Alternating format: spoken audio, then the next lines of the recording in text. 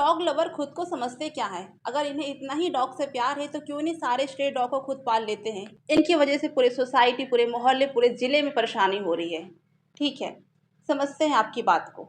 अब ये जो मामला है dog lovers versus anti dog lover बन चुका है। लेकिन आपको बता दें कि ये मामला सिर्फ इतने छोटे लेवल का नहीं है, ये बहुत ऊंचे लेवल का है। ये मामला है आपके मानवीय गुणों का, उन बेजुबान जानवरों के लिए और समस्या का समाधान कैसे निकाला जा रहा है उसके लिए। दिल्ली एनसीआर के डॉग्स के लिए जो कोर्ट ने डिसीजन दिया है, इसके बाद सोसाइटी दो ग्रुप में डिवाइड हो चुकी है।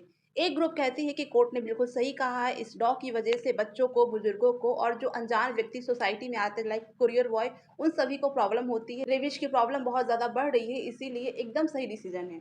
वहीं सोसाइटी का दूसरा ग्रुप कह रहा है कि आई नो ये सारी प्रॉब्लम है, लेकिन इसका सॉल्यूशन ये नहीं है कि आप सारे डॉग्स को हटा दो। उसका और भी सॉल्यूशन निकाला जा सकता है। सबसे पहली बात तो दिल्ली में शेल्टर हाउस नहीं है, और अगर मान लो कि शेल्टर हाउस बनाए भी जाएंगे तो क्या गारंटी है कि इसके बाद ये प्रॉब्लम एकदम ठीक हो जाएगी? जहां पर इंसानों के साथ जो बोल पाते हैं, सुन पाते हैं, उनके साथ तो इतनी ज्यादा दरिंदगी हो जाती है, तो फिर ये डॉग क्या है? शेल्टर हाउस में कुछ दिनों तक तो सब कुछ अच्छा चलेगा, लेकिन बाद में इन डॉग्स के साथ अमानवीय हरकत भी की जा सकती है, क्योंकि जाहिर सी बात है कि 1 लाख डॉग हैं और इतनी ज्यादा व्यवस्था करना मुश्किल है। अगर मान लीजिए कि आज 1 लाख डॉग हटाए गए, क्या गारंटी है कि नए डॉग नहीं आएंगे?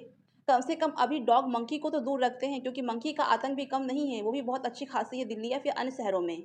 अंतर्राष्ट्रीय एग्जाम्पल से देखें तो दुनिया के कई ऐसे देश हैं जैसे कि थाईलैंड, श्रीलंका, ब्राजील, वहाँ पे डॉग को हटाया नहीं गया है, बल्कि वहाँ पे स्टेरिलाइजेशन की प्रक्रिया को बेहतर कर दी गई है।